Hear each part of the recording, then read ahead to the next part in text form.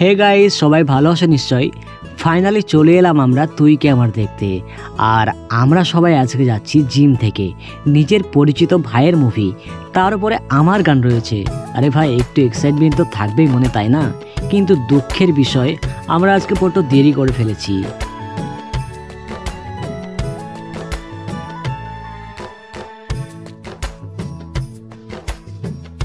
তাই তাড়াহুড়ো করে আমরা টিকিট কেটে নিলাম।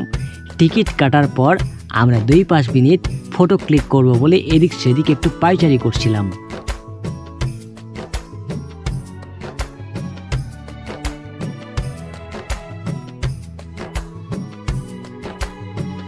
এই হচ্ছে 8 জনের টিকিট, আর আমরা বেশি দেরি না করে হলে যাব বলে ভাবলাম। কিন্তু এই সেই ব্যক্তি যিনি কিনা ভিডিও করতে দেবে না। আরে ভাই, পাবলিক প্লেস, দিলে ক্ষতি নেই। তারপরে চেকিং মেকিং হ্যাকিং কমপ্লিট হওয়ার পরে হলে গিয়ে দেখি ভাই মুভি শুরু হয়ে গেছে। তো কি আর, চলো আমাদের সাথে তোমরা একটু মুভি দেখে নাও।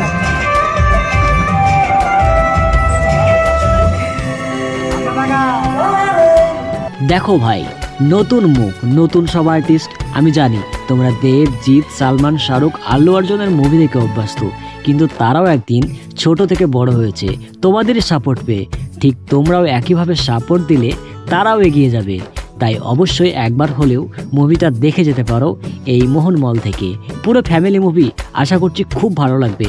কারণ বর্তমান পরিস্থিতি এমনই, এই পরকীয়া যে কী পরিমাণে বেড়ে চলেছে তা বলার বাইরে।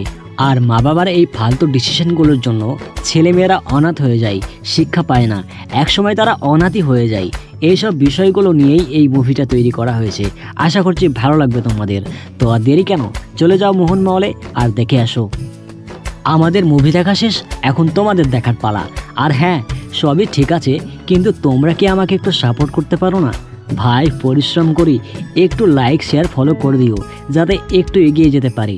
আসলে কি বাঙালি কাকড়া একজন ওপরে উঠলে পিছন থেকে টান মেরে নিচে নামিয়ে দেয়? আমি বিশ্বাস করি না ভাই। তাই প্লিজ পেজটিকে ফলো করে দিও, আর ইউটিউব থেকে দেখলে সাবস্ক্রাইব করে দিও। আজকের মতো এখানে বিদায় নিচ্ছি, দেখা হবে নতুন কোনো ভিডিওতে। Bye bye.